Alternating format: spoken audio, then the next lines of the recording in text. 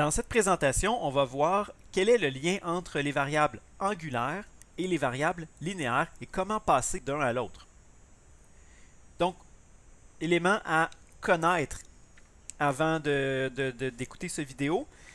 Alors, les définitions des variables angulaires, donc le déplacement angulaire, delta θ c'est θ1 moins θ0. Vitesse angulaire, donc ici delta θ sur delta t. Et l'accélération angulaire, donc ici c'était delta oméga sur delta t. Donc principalement, là, bien comprendre qu'est-ce que c'est que ces trois variables-là. Donc déplacement angulaire, vitesse angulaire et accélération angulaire. Objectif, c'est de faire le lien entre les variables angulaires et linéaires d'un mouvement de rotation. Donc, on a un objet qui tourne, on va avoir un déplacement ou une position angulaire, une vitesse angulaire, une accélération angulaire.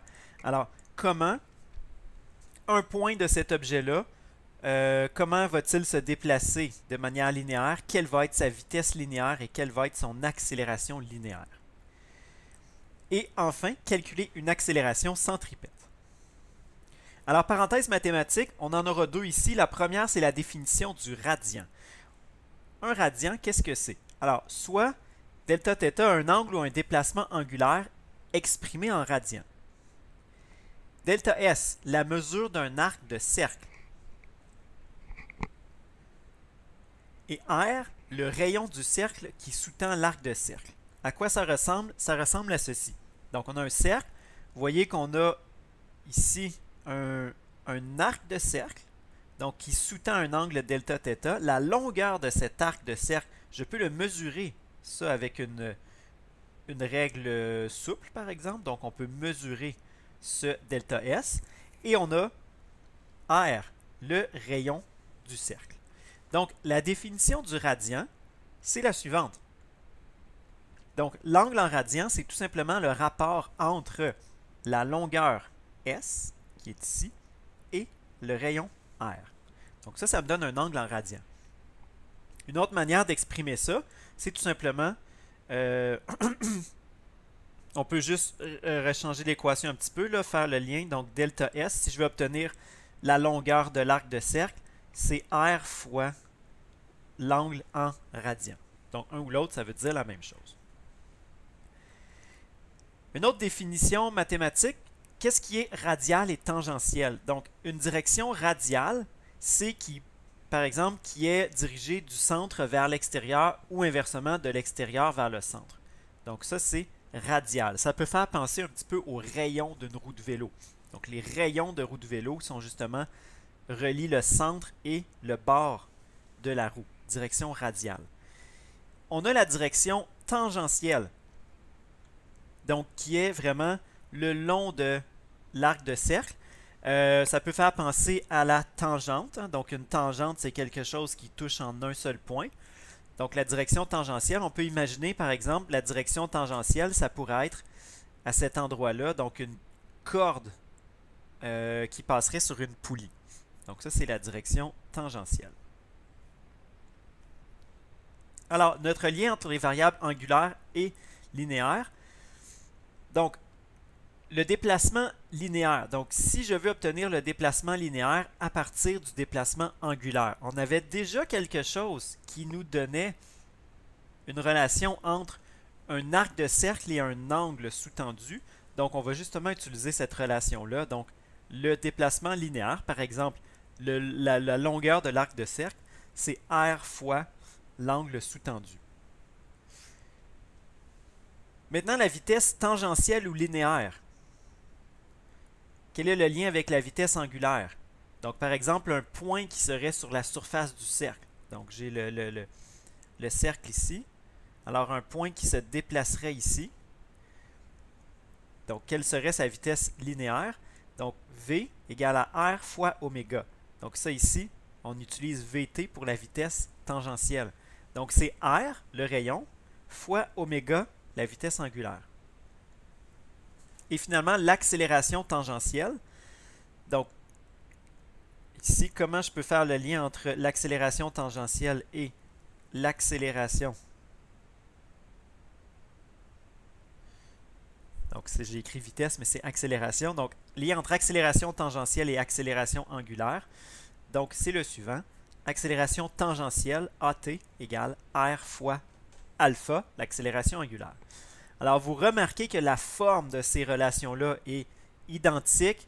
C'est toujours la quantité linéaire est égale à R, le rayon, fois la quantité angulaire. Donc, la forme est toujours identique.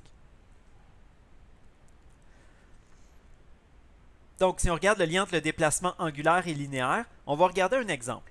Imaginons une hélice d'éolienne qui a un rayon de 25 mètres et elle fait un tour complet. Donc, un tour complet, c'est 2π radians. Donc, on peut étudier le mouvement de deux points. Un point qui serait complètement à l'extrémité de l'hélice et un point qui serait à mi-chemin. Et on va montrer que ces deux points-là ne parcourent pas la même trajectoire.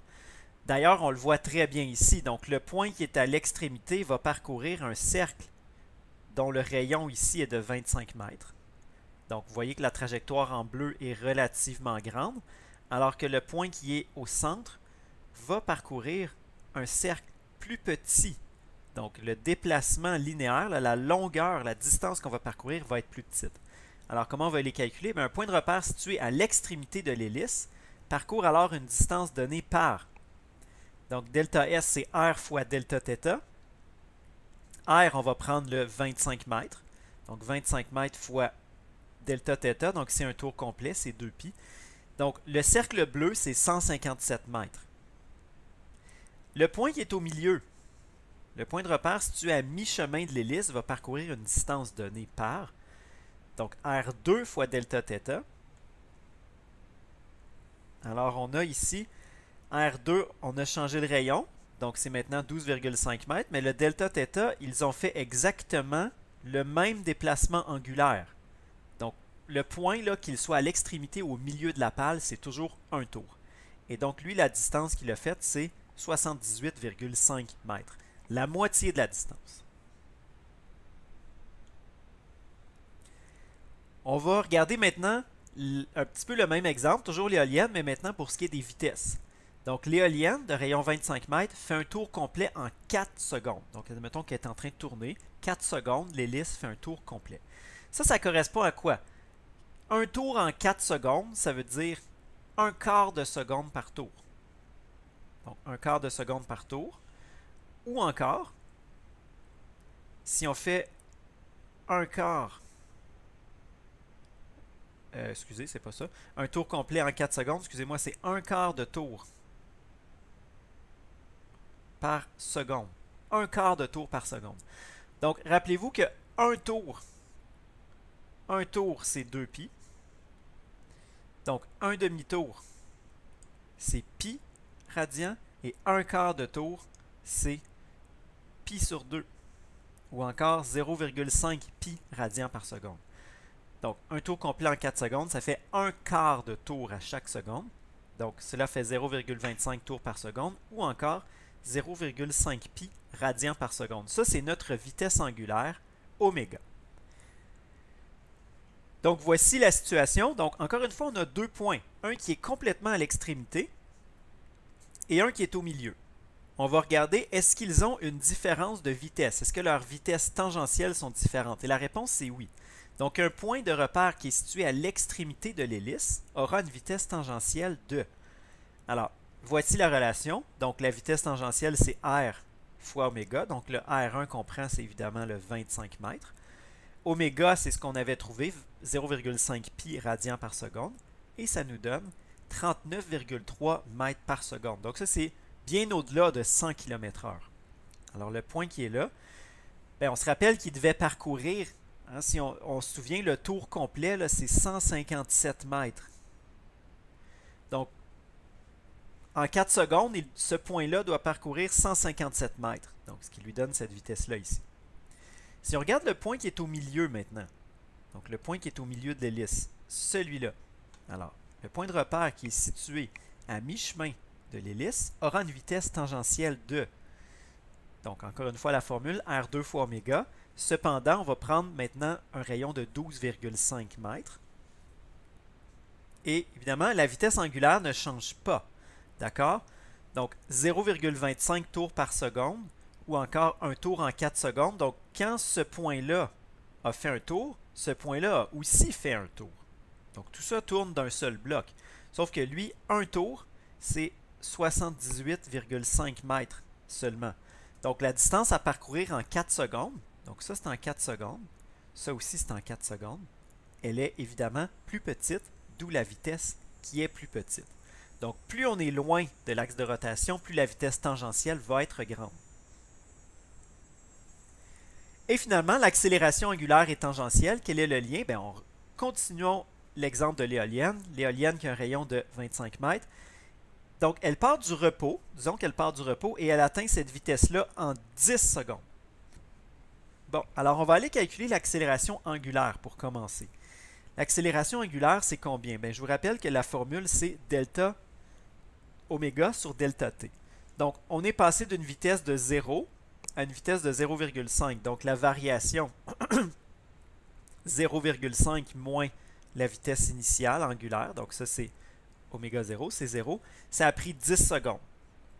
Donc, ça me donne ici une accélération angulaire de 0,05 radians par seconde carré.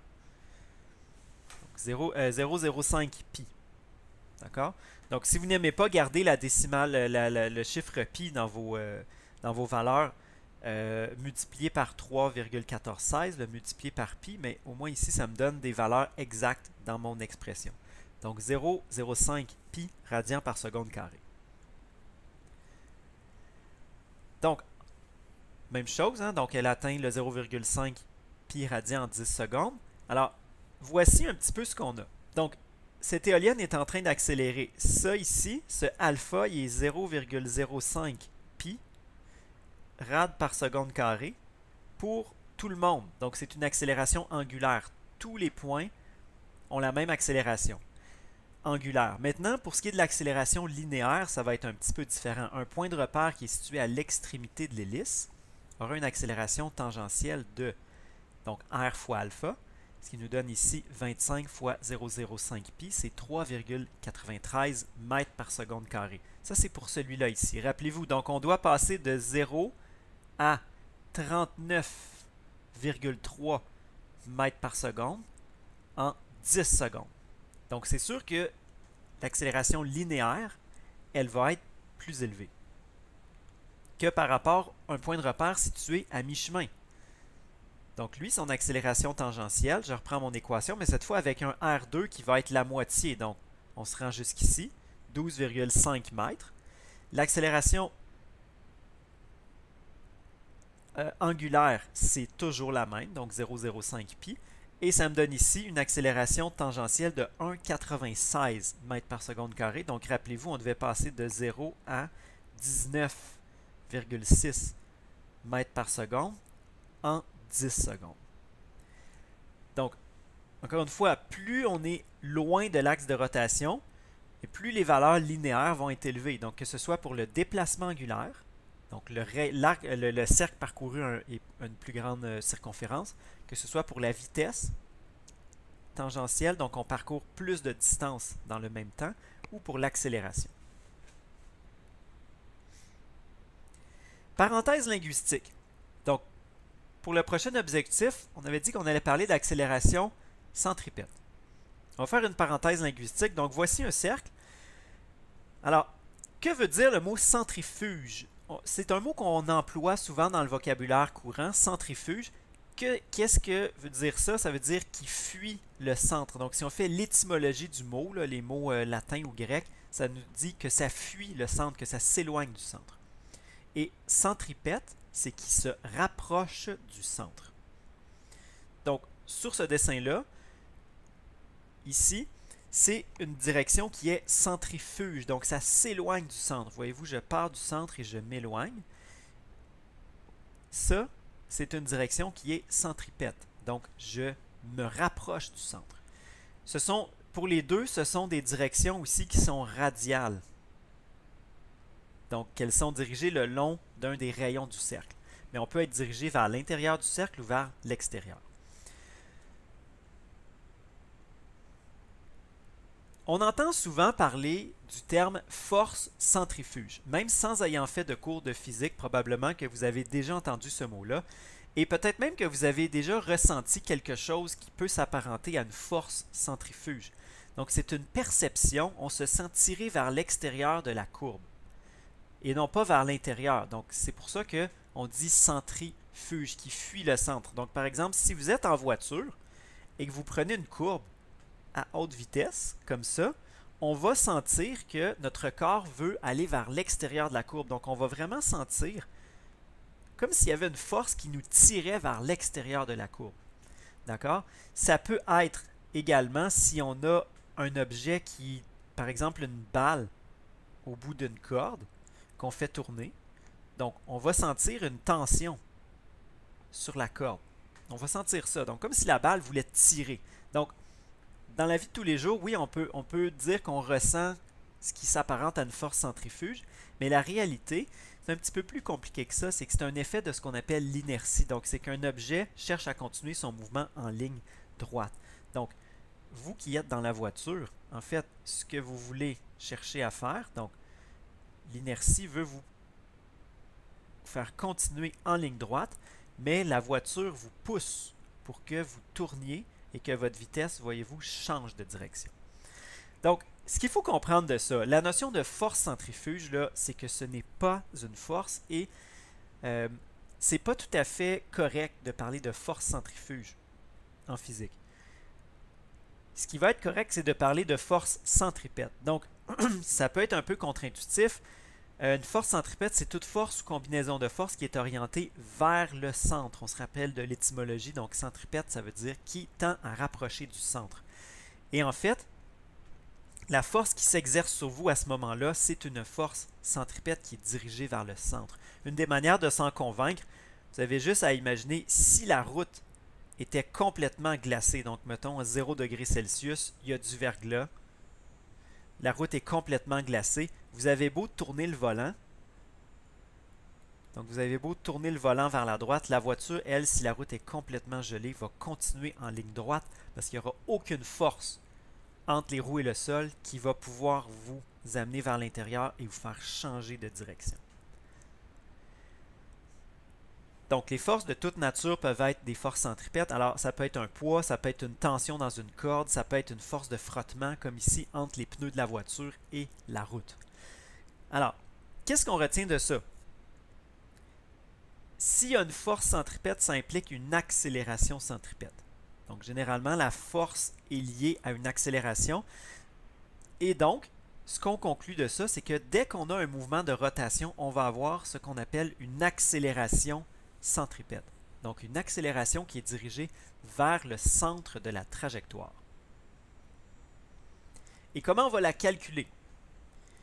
Alors, soit un objet en rotation, et soit v, la vitesse tangentielle d'un point de cet objet. Donc, ça peut être la vitesse de l'objet lui-même, si c'est par exemple une balle qui tourne sur une trajectoire circulaire, ou si c'est par exemple une éolienne.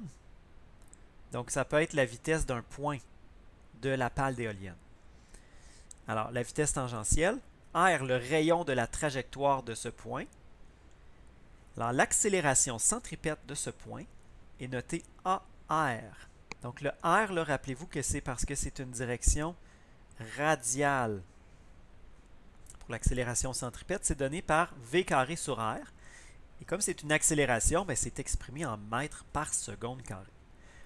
Ou encore, une autre manière de l'exprimer, qui est tout à fait équivalente, si je remplace, on peut dire que la vitesse tangentielle, c'est R fois oméga. Et si je remplace ça dans mon expression, ici, donc je remplace le V au carré par, en fait, V carré, ça donne R fois oméga carré. Donc, on peut simplifier et obtenir cette expression pour l'accélération centripète. Donc, on peut utiliser l'une ou l'autre selon qu'on nous donne dans l'énoncé directement, par exemple, soit la vitesse tangentielle ou la vitesse angulaire.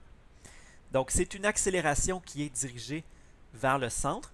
Nous, ce qu'on va se limiter à faire, c'est de calculer la valeur de l'accélération centripète. Donc, revenons à notre éolienne. L'éolienne de rayon 25 mètres, elle tourne à 0,5 radians par seconde. Donc, ça, c'est notre vitesse angulaire. Et donc, un point qui est ici va avoir une accélération vers le centre. Donc, l'accélération, c'est quelque chose qui fait changer la vitesse. Donc, à chaque point de la trajectoire, la vitesse de l'objet va être différente. Vous avez juste à penser qu'est-ce qui arriverait si cette accélération-là n'était pas là.